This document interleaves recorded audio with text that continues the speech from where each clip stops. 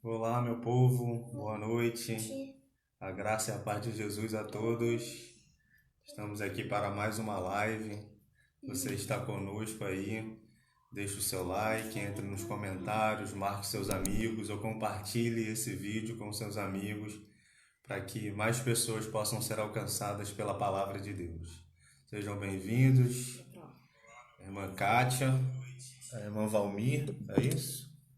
Sejam bem-vindos, a graça e a paz de Jesus. Olá, meu povo, tudo bem? Tudo bem? Boa noite. A irmã Heloísa vai orar para a gente começar nesse momento e logo após a oração nós estaremos cantando alguns louvores que exaltam o nome do Senhor. Amém? Vamos orar? Senhor, nós louvamos o teu nome porque tu és digno, Senhor. Ó Deus, nós te adoramos, agradecemos a ti por mais esse momento que estamos tendo contigo, Jesus. Em nome de Jesus, seja conosco, Pai. Ó Pai, que nessa noite vidas possam se achegar ao Senhor. Ó Deus, que mais pessoas possam se render a Ti, Jesus. Amém, seja Senhor. Conosco, seja com o pastor, seu pastor Lélio, que estará Amém, ministrando Deus. a palavra. Amém, Senhor. Ó Jesus, que haja um renovar de espírito nessa noite. Amém, que haja, Senhor, um renovo de alegria e de ânimo em nossos corações. Amém, Senhor. Senhor, é o que pedimos a Ti, clamamos oh Deus, com a certeza que o Senhor estará aqui conosco. Em nome de Jesus, amém, Senhor.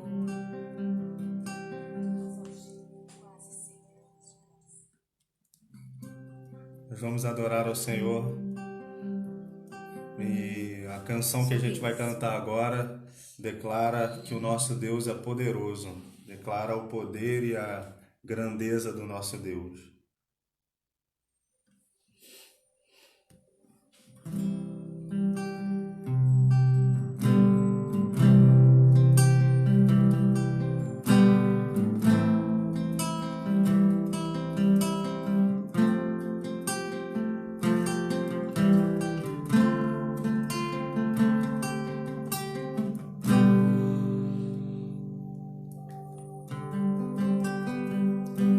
Está sentado no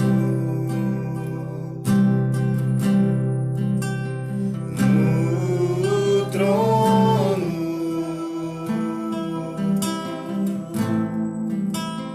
e ao Cordeiro seja o louvor.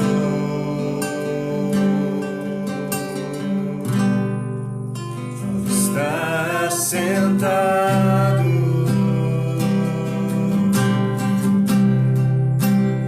no trono e ao Cordeiro seja o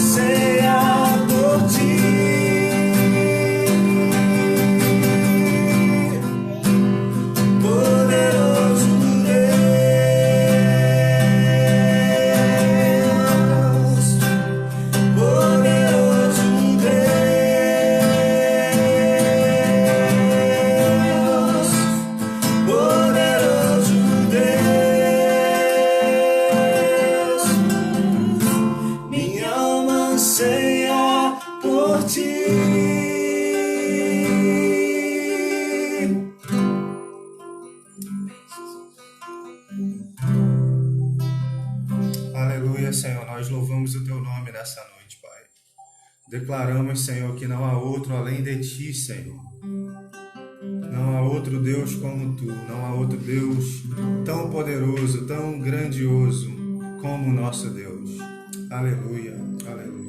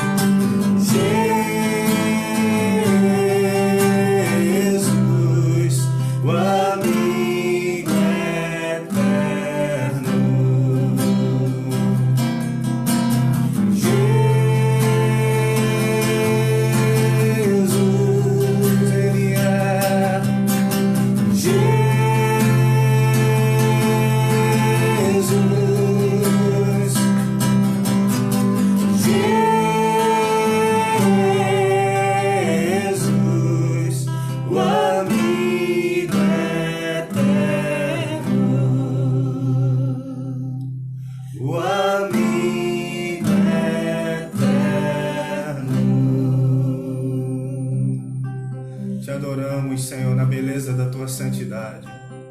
Adoramos ao único que é digno de toda honra, de toda glória, de todo louvor, de toda exaltação. Adoramos aquele que pode todas as coisas, ao Deus que é todo-poderoso. Adoramos ao Rei dos Reis, o Príncipe da Paz, o Deus conosco, Deus Emanuel. Adoramos aquele que é o Iavé Rafá, o Deus da cura. Nome, Deus. Te adoramos nessa noite, Jesus. Te adoramos. Aleluia. Te adoramos nessa noite, Jesus. Não há outro além de Ti, não há outro. Não há outro como Tu, Senhor.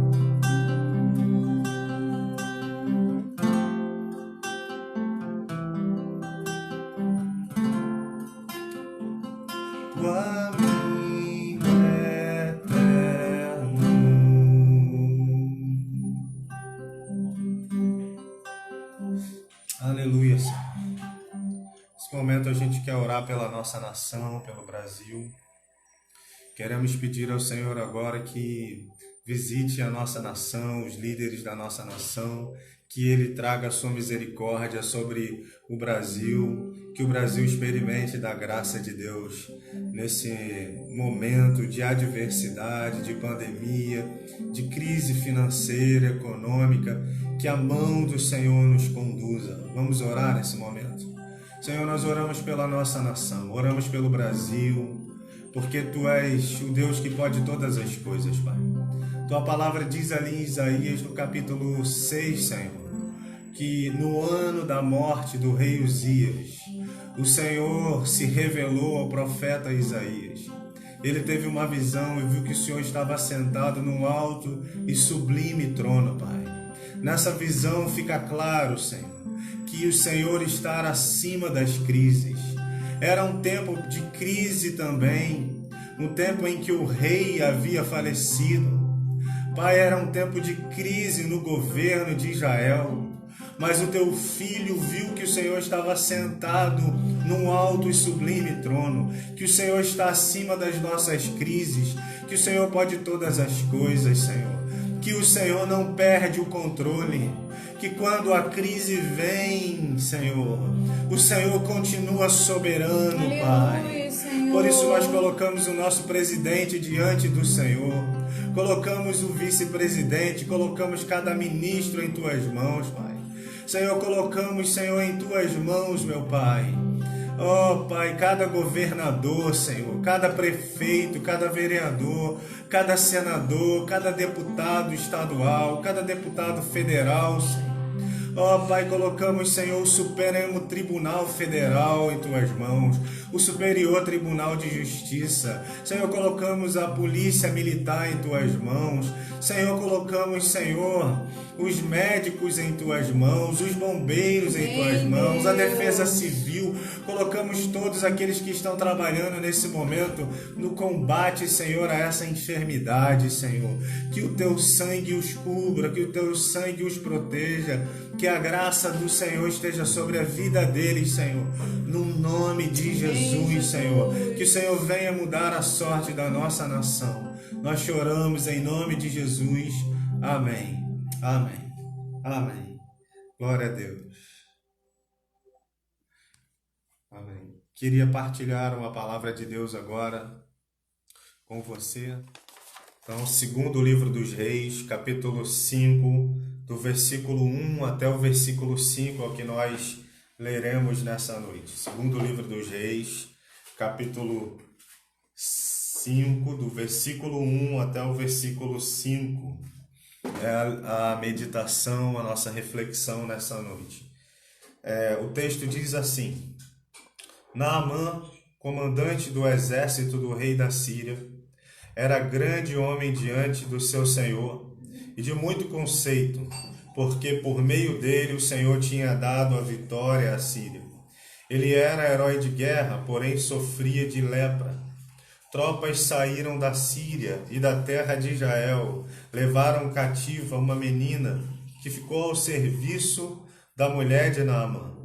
Um dia a menina disse à sua senhora: Quem dera o meu senhor estivesse na presença do profeta que está em Samaria. Ele o curaria da sua lepra. Então Naamã foi contar isso ao seu senhor, dizendo: Assim e assim falou a jovem que é da terra de Israel.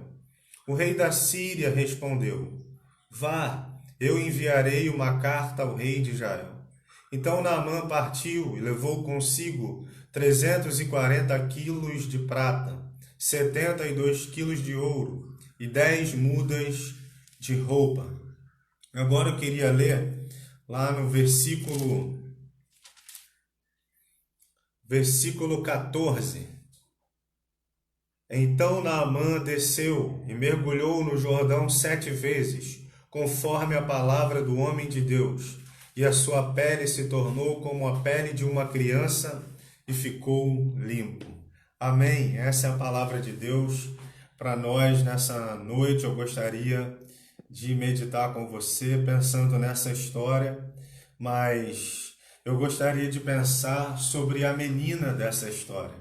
A gente sempre prega sobre Naamã, a gente sempre é levado a pensar nesse texto pela ótica do Naamã, mas nessa noite eu gostaria de pensar com você sobre a história dessa menina. A história dessa menina é curta, a Bíblia não fala muita coisa sobre ela, apenas que ela era uma jovem israelita, apenas que ela era uma menina jovem que foi levada cativa, foi tirada da sua terra, tirada da sua família, ela foi tirada da casa de seus pais e foi levada como escrava pelo exército da Síria e ela vai parar na casa desse homem chamado Naamã, esse homem que era um grande homem de guerra, um homem de muitas honras, um homem honrado, um homem poderoso na história do seu país. O país inteiro conhecia Naamã e as outras nações também conheciam Naamã como o líder, como comandante do exército, do poderoso exército da Síria. Ela vai parar na casa desse homem como escrava. E a Bíblia fala sobre esse homem, que esse grande homem, apesar de toda a sua grandeza, havia um porém na vida dele. O texto diz, no versículo 2, ele era herói de guerra, porém sofria de lepra. Havia um porém na vida desse homem chamado Naamã. Ele era um homem leproso, o que para Israel era algo muito sério, porque na cultura de Israel a lepra lembra o pecado, a lepra é um símbolo de pecado. Mas para Naamã, para o povo sírio, para o seu povo, a lepra não tinha esse peso de pecado, mas tinha um peso na vida de Naamã pelo fato de que tão logo Naamã talvez tivesse que se aposentar, tivesse que deixar de ser o comandante do exército da Síria, de ser aquele herói de guerra, porque a lepra iria impedi-lo de continuar as suas guerras, de continuar a comandar aquele exército. Esse homem poderoso, conhecido entre as nações como um herói de guerra, quando ele chega na sua casa, ele tira a sua armadura, ele tira a sua farda, ele tira toda a farda que devia ter vários símbolos de honraria que ele deveria ter recebido. Quando ele tira aquilo tudo, toda a sua honra, ele é apenas um leproso. E esse leproso fica sabendo quando chega em casa em um determinado dia que uma jovem que está na sua casa, uma jovem escrava, disse para sua esposa o seguinte: quem dera o meu Senhor estivesse lá em Samaria, estivesse lá na minha terra, lá em Israel, mais especificamente em Samaria, porque há um profeta lá. E ela estava falando do profeta Eliseu. Há um profeta lá que pode curá-lo, que pode restaurar a saúde do meu Senhor. Naamã sabe disso, sua esposa conta isso a Naamã, e Naamã então sai correndo em direção ao rei da Síria, e ele então conversa com o rei da Síria, e ele diz para o rei: olha, tem uma menina lá em casa que nós trouxemos junto com os cativos de Israel, ela está servindo lá em casa, é uma escrava lá em casa. Essa menina falou que se eu for até a terra dela, se eu for até o encontro de um profeta que tem na capital de Israel, em Samaria, que esse profeta pode curar, ele pode trazer a solução para o meu porém, ele pode me restaurar da minha lepra. Uma mensagem de esperança brotou no coração de Naamã. Naamã diz isso ao rei, o rei então pega cartas e dá para Naamã, e ele sai correndo em direção a Israel, e você sabe que ele chega diante do rei de Israel com aquela carta. O rei de Israel toma um susto, porque o rei diz assim: eu não tenho capacidade de curar esse homem, eu não posso, porque a carta dizia, endereçada ao rei de Israel, escrita pelo rei da Síria, dizendo: eis que te envio o meu servo, o comandante Naamã, para que você o cure de sua lepra. O rei achava, ao ler aquela carta, ele pensa: o rei da Síria quer que eu cure Naamã. Isso é uma armadilha, isso é uma emboscada. Ele quer me atacar de novo, porque eu não tenho como curar Naamã. E o rei de Israel fica amedrontado, desesperado. Então o profeta Eliseu sabe do ocorrido e manda um recado ao rei, e diz assim: não perturbes o teu coração por causa disso, não se aperreie por causa disso, manda Naamã vir ao meu encontro. Naamã então vai ao encontro do profeta Eliseu. Você conhece a história, O profeta não vai ao encontro de Naamã, não o recebe, manda o seu discípulo, Geazi, ir até diante do comandante Naamã. E ele chega lá e diz assim: o profeta mandou o senhor se lavar 7 vezes no rio Jordão. E vai embora. E Naamã então fica chateado com aquela situação, ele fica magoado, ele fica ferido, ele fica revoltado, porque ele diz: esse profeta nem veio aqui me atender, mandou eu entrar ali naquele rio. Será que eu não tenho rio melhor lá? Nós temos rios melhores lá, temos o rio de Farfá e outros rios melhores do que esse rio aqui, Jordão, esse rio podre, fedorento. A Bíblia diz que um dos servos, um dos soldados que estava com Naamã disse assim: ah, meu senhor, com todo respeito, se o profeta não mandasse o senhor fazer algo difícil, o senhor não faria. Então Naamã ouve o conselho daquele soldado e ele mergulha 7 vezes. Foi o que a gente leu no versículo 14. E depois do 7º mergulho, Naamã se levanta e sua história é transformada. Sua vida é transformada. A cura de Deus acontece em Naamã. Mas não só uma cura física, porque Naamã sai dali e ele vai ao encontro do profeta. E ele diz para o profeta que o Deus do profeta agora era o seu Deus. Naamã, então, tem uma experiência, muito mais do que uma experiência de cura, mas agora ele tem uma experiência de adoração a Deus. Ele diz: eu agora vou adorar ao Deus de Israel. O meu Deus é o Deus de Israel. Eu não serei mais um idólatra, eu não adorarei mais aos deuses da Síria, mas eu me dobrarei apenas diante do rei de Israel. Um homem que tem a vida transformada, um homem que tem a vida totalmente mudada por causa de uma escrava que estava em sua casa. É sobre essa escrava, é sobre a reflexão dessa noite, é sobre essa menina que não tem nome, que a Bíblia não dá características, não sabemos se os olhos dela eram pretos, eram verdes, não sabemos nada, quase nada sobre essa menina, mas o que a gente consegue perceber ao olhar para essa história é que ela era uma menina extraordinária.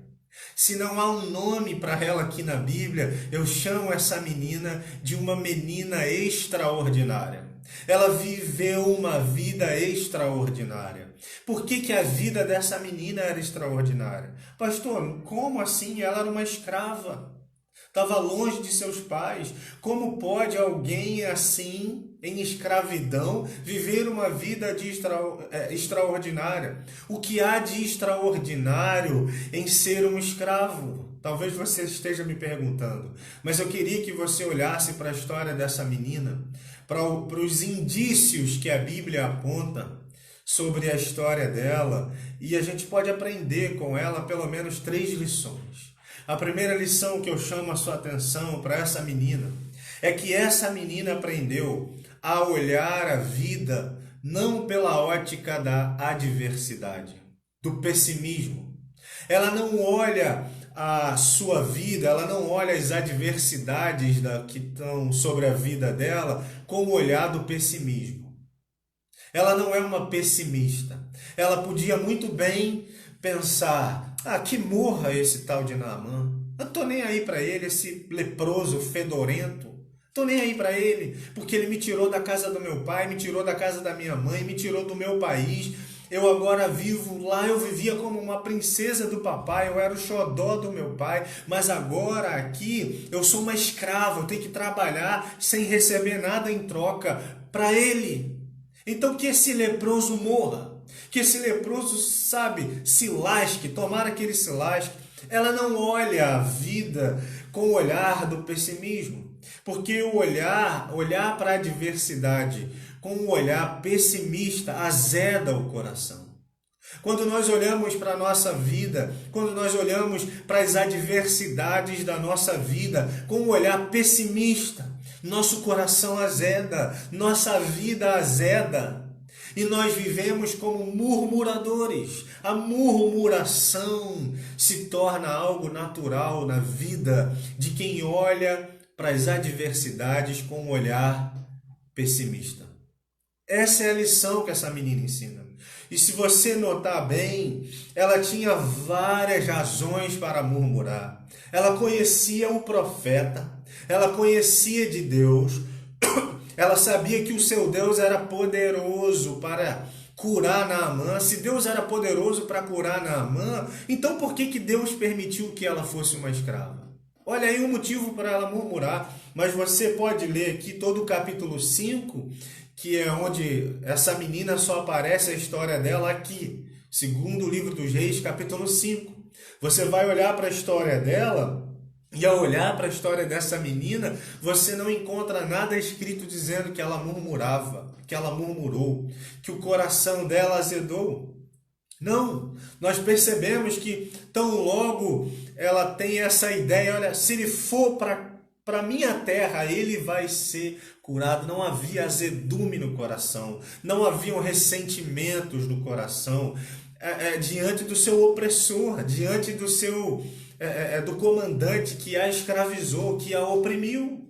Diante do opressor, ela tem um olhar de ternura, ela tem um olhar de compaixão, ela se compadece dele, ela não azeda o coração. Israel, lá no livro de Números, no capítulo 21, o povo de Deus estava andando em direção à terra prometida. Números, capítulo 21, se você quiser abrir comigo lá, Números, capítulo 21. Para quem não sabe, Números é um livro da Bíblia. Perguntando, talvez você esteja perguntando aí, número de quê? De qual livro? Não, Números é um livro da Bíblia, lá no Antigo Testamento. Números, capítulo 21, a partir do versículo 4, diz assim: Então os israelitas partiram do Monte Ó, pelo caminho do Mar Vermelho, para rodear a terra de Edom. Mas o povo se tornou impaciente no caminho e falou contra Deus e contra Moisés, dizendo: Por que vocês nos tiraram do Egito para que morramos neste deserto, onde não há pão nem água? Já estamos enjoados dessa comida ruim. Então o Senhor mandou para o meio do povo cobras venenosas que mordiam o povo, e morreram muitos do povo de Israel. Então o povo foi a Moisés e disse: Nós pecamos porque falamos contra o Senhor Deus e contra você. Ore ao Senhor em nosso favor. Então Moisés orou pelo povo, e o Senhor disse a Moisés: Faça uma serpente, coloque-a sobre uma haste. Quem for mordido e olhar para ela, viverá. E Moisés fez o que Deus ordenou. Mas eu quero chamar sua atenção para o fato que é relatado no versículo 4. Mas o povo se tornou impaciente no caminho. Quando o nosso coração azeda, quando nós olhamos para... O povo vivia uma adversidade. Qual era a adversidade? Eles estavam andando no meio do deserto. E ao olhar para o deserto, para aquela situação que eles foram submetidos, o andar sobre o deserto, eles começam a murmurar, eles se tornam impacientes. A impaciência gera murmuração, e a murmuração gera um azedume na vida, e faz do murmurador uma pessoa chata de estar ao lado. Andar perto de gente que só sabe murmurar é chato demais, é verdade. Aquelas pessoas que você fala: meu irmão, não está bem não. Nunca nada está bem para essa pessoa. Ela é uma pessoa pessimista. Ela é uma pessoa que olha para as adversidades da vida com os óculos do pessimismo. Mas essa jovem nos ensina a não olhar a vida pela ótica do pessimismo, porque a ótica do pessimismo azeda o nosso coração.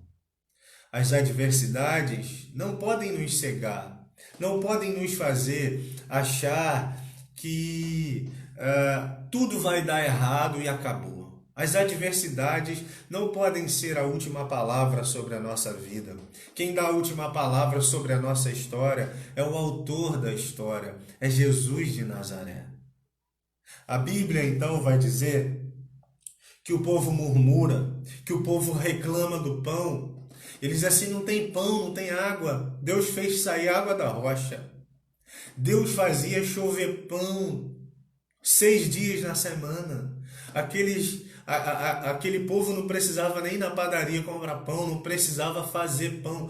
Deus fazia o maná cair sobre eles. Mas eles reclamam daquilo que Deus dava a eles. Note, meus irmãos, que quando nós olhamos as adversidades da nossa vida com um olhar pessimista, nos tornamos impacientes, nos tornamos murmuradores, nos tornamos gente de coração azedo, com azedume, e isso faz a gente se tornar uma pessoa ingrata, porque a gente não enxerga o que já recebemos de Deus. Sabe, quando a gente só fica preso às adversidades, nós nos esquecemos do que Deus já fez. Não conseguimos lembrar de quantas vezes Deus já nos abençoou, de como Ele tem sido fiel em cuidar da nossa vida, em cuidar da nossa família, em cuidar dos nossos irmãos, em cuidar de cada um de nós. Quando a gente deixa o coração azedar, quando a gente se torna uma pessoa pessimista, nos tornamos pessoas ingratas e não observamos quantas bênçãos Deus já tem derramado sobre a nossa vida.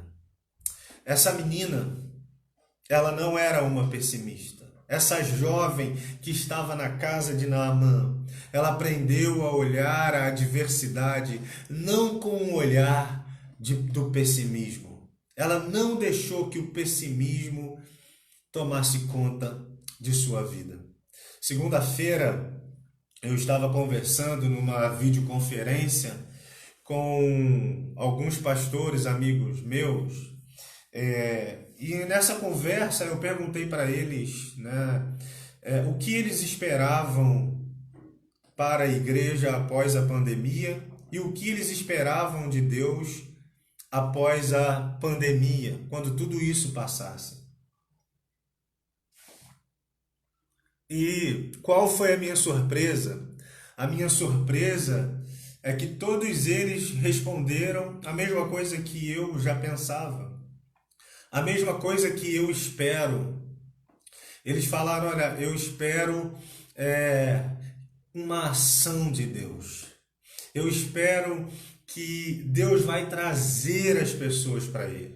Eu espero que depois da pandemia eu tenha uma esperança de que não haverá um esfriamento da igreja, de que a igreja não vai simplesmente se esfriar e não vai voltar a frequentar os cultos. Não, na verdade eu espero que a igreja vai vir com muita vontade de adorar a Deus. Eu espero que o povo vai ter uma sede maior ainda pela palavra de Deus, pela oração.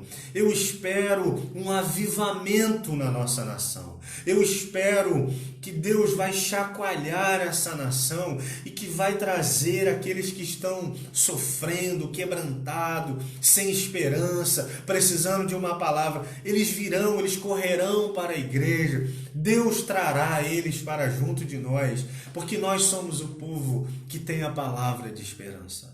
A minha surpresa foi essa, irmãos, que nenhum deles olhou para essa situação que vivemos agora e para o pós-pandemia com o olhar do pessimismo. Todos nós éramos 4 pastores de denominações diferentes e os 4 dialogávamos de que temos uma esperança para a igreja. Temos uma esperança de que Deus fará algo acontecer. Eu assisti também há um tempo atrás um vídeo que vou até fazer propaganda. Eu acho que o nome da turma aí do canal é Solas em Prosa. Isso, Gleidson? O Gleidson participa aí desse Solas em Prosa. Fala aí, Gleidson. Coloca aí no comentário. Eu assisti um vídeo deles. Estava o irmão Gleidson, o pastor Edu Clay, pastor Omar, e tinha um outro pastor, que eu não lembro o nome agora, era um pastor da Igreja Batista. E nessa conversa deles foi perguntado o que eles aguardavam para o pós-pandemia. E eu lembro até que o Gleidson, ele compactua da mesma ideia que eu, porque ele falou isso. Ele disse, olha, eu aguardo um avivamento. Eu creio que Deus vai trazer o interesse ao seu povo por sua palavra. Que não existe avivamento sem palavra, né, gente? Então, que Deus vai gerar uma fome pela palavra de Deus no povo. Glória a Deus por isso. Essa é a minha visão, essa é a minha expectativa. Olhe para essa situação agora, não com um olhar de pessimismo, mas como quem aguarda em Deus, como quem coloca a sua esperança em Deus. Aquela jovem na casa de Naamã não olhou para a adversidade que a vida lhe causou com um olhar do pessimismo. A segunda lição que essa jovem ela nos ensina, o que a gente aprende com a história dessa jovem, é que ela entendeu que mesmo na adversidade, Deus tinha um propósito para a vida dela. Essa jovem entendeu que mesmo ali na adversidade, mesmo naquela adversidade que ela sofria, qual adversidade? Longe dos pais, longe da família, longe dos amigos, longe de casa, longe do seu país, numa situação de escravidão. Mesmo diante dessa adversidade, me parece que essa jovem, ela entende que Deus tem um propósito para a vida dela.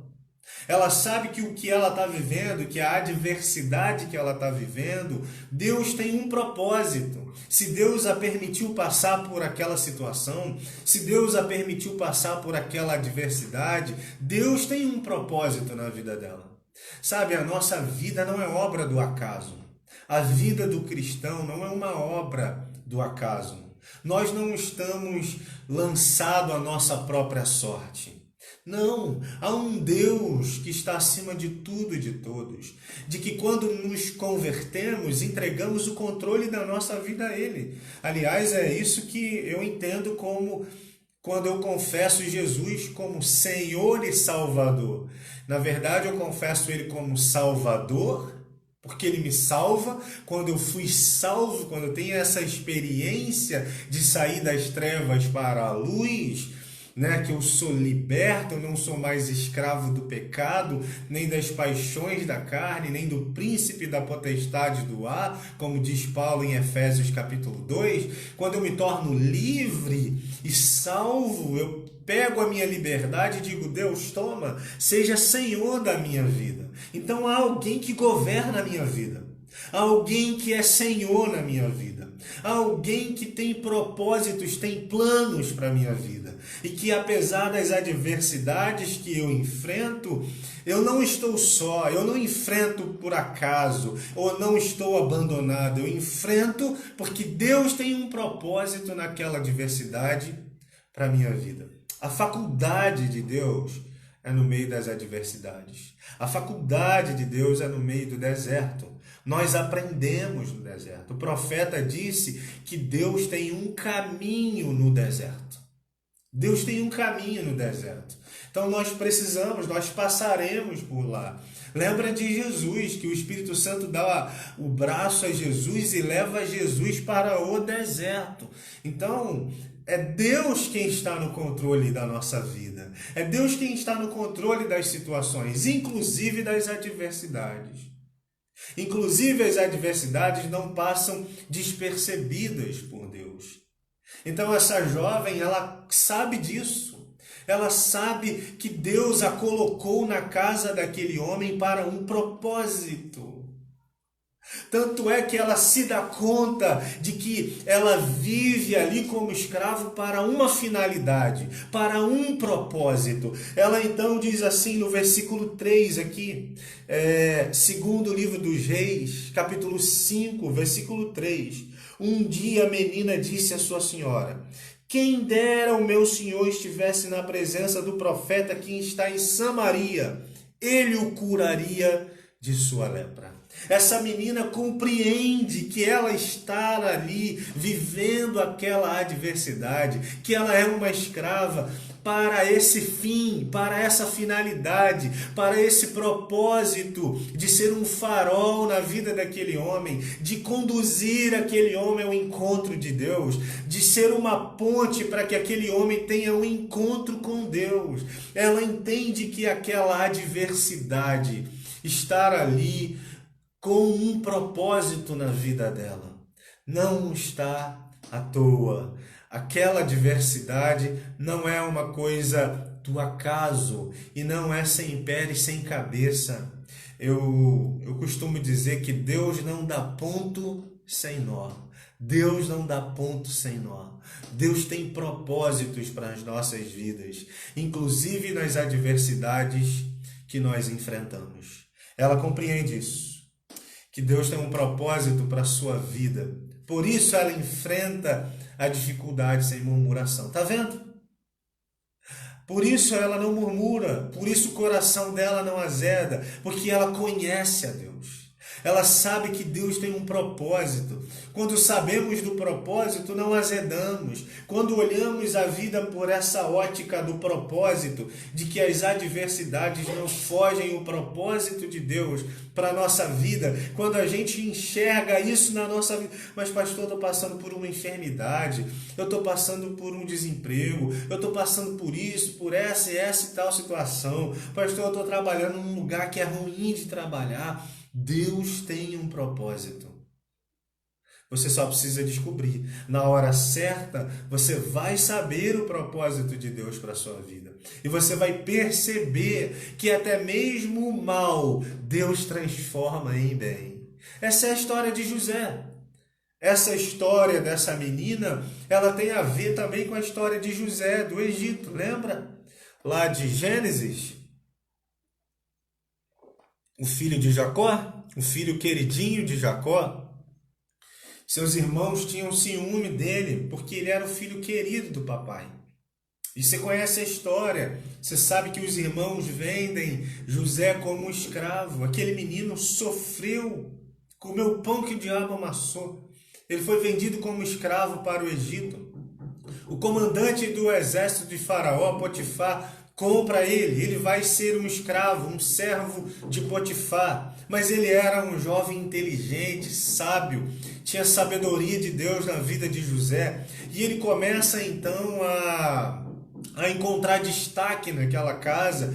E de repente José é colocado como administrador dos bens de Potifar. Mas aí você sabe que um dia a mulher de Potifar ela assediou José, tentou agarrar José. José foge. E quando Potifar chega em casa, a história que Potifar sabe é a versão da sua mulher. E a versão daquela mulher dizia que José tentou agarrá-lo. Ele então manda prender José. Ele vai para a prisão. José vai parar na prisão. Fica na prisão por 2 anos. Por mais de 2 anos, na verdade. Porque chega um momento que 2 funcionários de Faraó vão parar dentro da prisão. O copeiro e o padeiro. E eles têm sonhos. E José revela os sonhos dele. Para o padeiro, José disse, você vai perder sua cabeça. O rei vai mandar cortar a sua cabeça. E assim aconteceu. Para o copeiro, ele disse, o rei vai perdoar você e vai restituir o seu trabalho a você. Quando você chegar lá, lembra de mim. Aí o texto diz que passam-se 2 anos, 2 anos José sofrendo ali naquela prisão, 2 anos ali esquecido, abandonado. Mas a Bíblia diz que Faraó então tem um sonho, e ninguém, nenhum sábio, nenhum mago, nenhum homem que mexia com magia e nada disso, nenhum desses homens da religião, os homens esotéricos que tinham naquela época, que mexiam com essas coisas, no império de Faraó, nenhum deles conseguiu decifrar ou dar um significado, uma interpretação para o sonho, para os 2 sonhos de Faraó.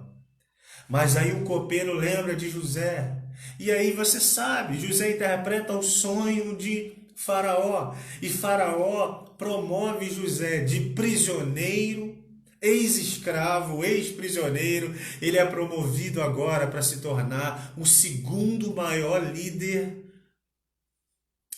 do Egito. Ele leva a sua família para lá, seu pai, seus irmãos. A família de José se estabelece ali. Mas um dia o pai de José morre. E os seus irmãos correm até José, isso está lá em Gênesis capítulo 50. Eles correm até José e dizem para José: olha, o papai morreu e pediu você para nos perdoar. Gênesis capítulo 50, versículo 15. Vendo os irmãos de José que seu pai já era morto, disseram: é possível que José tenha ódio de nós. Olha o que eles pensaram. José tem ódio, pode ser que ele fique com ódio de nós. Certamente nos retribuirá todo o mal que lhe fizemos. Toda a adversidade que provocamos na vida de José, agora ele vai se vingar de nós. O versículo 16 diz: por isso mandaram dizer a José: o seu pai, antes de morrer, ordenou o seguinte: é isto que vocês dirão a José: perdoe, por favor, a transgressão dos seus irmãos e o pecado que cometeram, porque eles lhe fizeram mal. Agora pedimos que perdoe a transgressão dos servos do Deus de seu pai. Ao ouvir estas palavras, José chorou. Depois vieram também os seus irmãos, prostraram-se diante dele e disseram: eis-nos aqui, somos seus servos. Mas José respondeu: não tenham medo. Será que eu estou no lugar de Deus? Vocês, na verdade, planejaram mal contra mim, porém Deus tornou em bem para fazer, como estão vendo agora, que se conserve a vida de muita gente. Portanto, não tenham medo. Eu sustentarei vocês e os seus filhos. E assim José consolou e lhes falou ao coração. José compreendeu que toda a adversidade que ele passou, que todo o mal que ele viveu, que todo o mal que foi tentado contra a vida dele, havia um propósito maior. Há um propósito maior de Deus para a sua vida diante das suas adversidades. As suas adversidades não são maiores que o propósito. Há um propósito de Deus. Há um plano de Deus para a sua vida, mesmo diante das adversidades que você vive. José entende isso. Ele disse: Deus me trouxe para cá para poupar a vida de muita gente. Gente, talvez não saibamos agora qual o propósito de Deus para a nossa vida diante dessa pandemia. Talvez você não saiba agora qual o propósito de Deus diante da sua adversidade pessoal. Seja enfermidade, desemprego, tristeza, talvez você ande meio depressivo, meio depressiva. Eu não sei que tipo de adversidade talvez você esteja vivendo, mas há um propósito de Deus para a sua adversidade. Há um propósito, e o propósito é maior que a nossa própria vida. O propósito é maior que a adversidade, porque o propósito de Deus para a nossa vida redundará em glória e honra para o nome de Deus. Porque o propósito do homem, o homem foi criado para a glorificação de Deus. Você deve viver para a glória de Deus. Então até mesmo as adversidades da nossa vida vão cooperar para o nosso bem. Paulo diz isso em Romanos capítulo 8. Ele diz que todas as coisas cooperam para o bem daqueles que amam a Deus e que foram chamados segundo o seu propósito. Todas as coisas, irmãos, são todas as coisas. As adversidades, as enfermidades, o desemprego, nada disso está fora. Tudo isso está incluído em todas as coisas. Todas as coisas cooperam para o bem daqueles que amam a Deus. Saiba disso. Sua adversidade, sua luta não é maior que o propósito de Deus para a sua vida. Aquela menina, a serva de Naamã, entendeu isso. Essa é a segunda lição que essa menina nos ensina. A primeira lição, essa menina nos ensina a olhar para as adversidades não pela ótica do pessimismo. Não olhe para as adversidades com os óculos de um pessimista. Não seja pessimista diante das adversidades. Tenha esperança. Segunda lição que ela nos ensina é para a gente entender que diante das adversidades que experimentamos, Deus tem propósitos para a nossa vida. E a terceira lição e última, para a gente concluir essa reflexão dessa noite, é que essa menina entendeu que conhecer a Deus deve levá-la a ser um canal de Deus. Conhecer a Deus precisa me levar a ser um canal de Deus. Jesus disse: quem beber da água que eu lhe der nunca mais terá sede. Ele diz isso em João, e ele diz que do seu interior fluirão rios de água viva. Jesus disse: quem quiser vir a mim, quem tem sede, vem a mim e beba dessas águas. E ele diz que de nós vai fluir um rio. Jesus não nos chamou de poço. Jesus não disse: quem beber da água que eu lhe der vai se tornar um poço de água. Não, vai se tornar uma fonte de água. Vai ser um fluir de água que vai sair do seu interior. Então aquela menina compreendeu que conhecer a Deus deveria levá-la a se tornar um canal de Deus. Como é que você percebeu isso, pastor? Onde está escrito isso? Ela conhecia Deus. Olha o que ela diz, segundo o livro dos Reis, capítulo 5, versículo 3. Um dia a menina disse à sua senhora: quem dera o meu senhor estivesse na presença do profeta que está em Samaria. Ele o curaria de sua lepra. Ele, o profeta. O que essa menina sabe? Ela sabe do Deus de Israel. Ela sabe que o Deus de Israel, naquele período, ele se manifestava na vida dos profetas.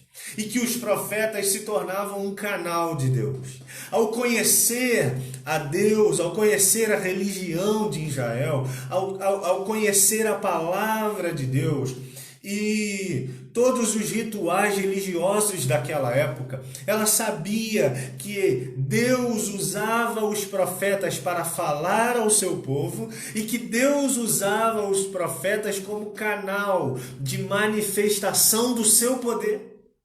Que bastava o profeta impor as mãos, e quando o profeta impunha as mãos, o poder de Deus que estava na vida do profeta fluía para a vida daquela pessoa sobre quem o profeta impunha as suas mãos.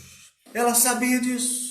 Ela sabia dos profetas, ela sabia do ofício dos profetas, ela sabia que Deus se movia através deles, então ela tem conhecimento de Deus. E ao ter esse conhecimento de Deus, ela então se torna um canal de Deus para que Naamã vá ao encontro do profeta. O conhecimento que ela tem de Deus, ela sabe que Deus cura através do profeta. Ao conhecer a Deus, ela então conduz Naamã até o profeta para que ele seja curado. Conhecer a Deus, irmãos, precisa fazer de você um canal de Deus. Essa é a grande lição dessa menina, que não tem nome, que não se fala muito sobre ela, não sabemos de que família ela é, se era de família nobre ou não, não sabemos, mas o que a Bíblia fala dessa menina, é que essa menina que estava na casa de Naamã, essa escrava, ela conhecia a Deus, e porque conhecia a Deus, se tornou um canal de Deus para a cura de Naamã.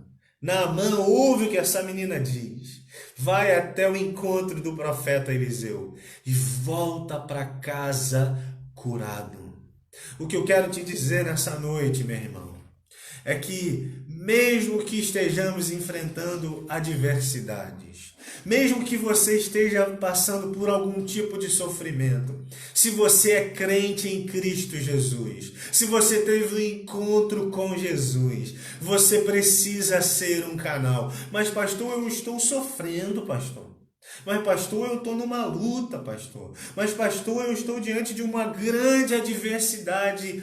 Você precisa ser um canal de Deus, porque você sabe que o teu Deus é o Yahvé Rafá. Você sabe, seus vizinhos talvez não saibam, mas você sabe que Jesus pagou o preço para que todo aquele que nele crê não pereça, mas tenha a vida eterna. Você sabe que através do nome de Jesus, todo aquele que se sente escravizado, oprimido pelo maligno, ele pode alcançar libertação. Você sabe, você tem conhecimento de Deus, e se você tem conhecimento de Deus, você precisa se tornar um canal de Deus, um canal de cura, de libertação, de restauração, de transformação. Aquela menina, mesmo diante da adversidade, ela se levanta como um canal de Deus na vida de Naamã. Se levante, meu irmão. Se permita ser usado por Deus. Se permita ser usado por Deus para curar as pessoas. Eu não estou nem falando de cura física, mas quantas pessoas precisando de uma palavra de esperança. Quantas pessoas deprimidas, oprimidas, depressivas. Quantas pessoas... Acho que há 2 sextas-feiras atrás, eu participei de uma live com o meu primo, pastor Maicon. Ele é pastor de uma igreja na cidade de Nilópolis. Era uma live de oração e voltada para pessoas afastadas de Jesus. E nós estávamos ali. Eu tive a honra, o privilégio de pregar nessa live. E aí, pregando, enquanto eu pregava, pastor Maicon foi olhando os comentários e ele me falou depois que naquele momento tinha uma pessoa assistindo que estava tentando suicídio, mas ela parou diante do Facebook, ela ouviu as orações, ela ouviu os louvores, ela ouviu a palavra, a pregação e foi curada daquele sentimento depressivo. Por isso, meu irmão, eu te convoco, se permita a ser usado por Deus para semear esperança no meio dessa grande pandemia que nós vivemos, no meio dessa grande adversidade. Deus conta com você. Você é a voz de Deus. Se você se levantar e disser, assim diz o Senhor. Assim diz o Senhor. Se você abrir a palavra, se você enviar uma palavra a alguém, se você se permitir, você verá que mesmo diante da sua adversidade, Deus vai pegar você e vai fazer de você um canal de cura para os Naamãs que estão em sua volta. Se permita ser usado por Deus. Essa é a lição que essa escrava nos ensina. A maior lição de todas é essa. Mas ela só consegue ser usada por Deus. Nós só conseguimos ser usados por Deus dessa forma. Quando a gente consegue compreender que diante das adversidades, Deus tem um propósito para nós. E aí a gente não se entristece. Quando a gente começa a olhar para a nossa vida na perspectiva do propósito de Deus para a nossa vida. Qual é o propósito de Deus que é comum a todos os seres humanos? Nós fomos criados para a adoração, para a glória de Deus. É isso que os reformados vão dizer, que nós fomos criados para a glória de Deus. Então, se você olhar para a sua vida com essa perspectiva, eu vivo para a glória de Deus. Deus precisa receber glória, mesmo através do meu sofrimento, mesmo através das minhas crises, mesmo através das minhas enfermidades. Deus precisa ser glorificado. O nome de Deus vai ser glorificado. Ele tem um propósito para a minha vida. Quando você começa a olhar para a vida assim, sua vida fica livre de murmuração, livre do azedume, livre de ser uma pessoa que olha para a vida com negatividade, com pessimismo, se torna uma pessoa sem esperança. Quando você olha para a vida na perspectiva do propósito que Deus tem para você, você se torna um canal de Deus. Deus pode então contar com você. Que Deus te abençoe nessa noite, que você guarde essa palavra em seu coração, que você se permita de fato ser esse canal de Deus. Vamos orar para que você compreenda, e eu também, que a gente precisa olhar para as nossas adversidades e ter esperança, não olhar com um olhar pessimista. Que a gente precisa entender que Deus tem propósitos maiores do que as nossas adversidades e que o nome dele vai ser glorificado através do propósito dele para a nossa vida. E que através desse propósito ele vai fazer de nós um canal, meu irmão, dele para abençoar muitas vidas. Amém? Você crê nisso? Se você crê nisso, vamos orar. Senhor, obrigado. Obrigado por essa noite, pela tua palavra. Obrigado por poder estar diante do Senhor em oração, em adoração, debruçado sobre a tua palavra, aprendendo mais da tua palavra. Obrigado, Senhor. Nós rogamos que a tua bênção esteja sobre todos e cada um agora. Eu oro por aqueles que fizeram aniversário essa semana. Oro pela minha irmã Larissa, Senhor, que aniversariou no domingo. Oro pelos irmãos também, agora não me recordo todos. Pelo Arthur, Senhor, diácono Arthur. Oro também que o Senhor continue abençoando a vida dele, a vida de cada aniversariante dessa semana. Que o Senhor dê longevidade de vida, saúde, paz, que a tua bênção esteja sobre eles. Eu oro também de forma especial agora, Senhor, pela vida do diácono Arthur, por esse seu problema na visão, por essa adversidade que ele tem passado. Eu oro para que o Senhor glorifique o teu nome na vida do teu servo. Ele é teu filho, teu servo. O Senhor tem propósitos para a vida dele. Por isso, vá na frente, abençoa os médicos que estão cuidando dele. Faz, Senhor, aquilo que os médicos e a medicina não podem fazer. Nós sabemos que o Senhor pode fazer. Também oro pela vida da irmã Edilce, que também está com um problema semelhante ao Arthur, um problema na visão. Que o Senhor também possa restaurar a visão da tua filha. Que o Senhor toque nela agora, traga a cura. Se há alguém assistindo essa live agora, que esteja passando por algum problema, enfermo, Senhor, que a tua cura alcance a vida dele nesse momento, dessa pessoa.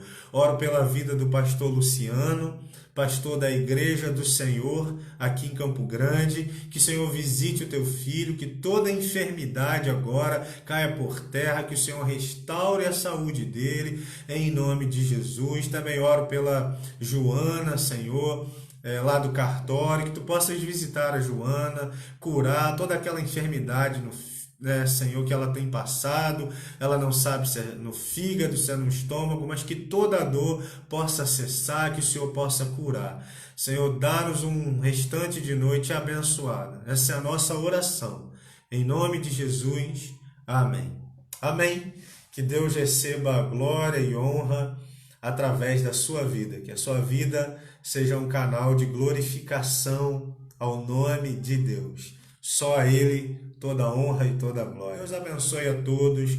Uma boa noite de paz. Beijo no coração.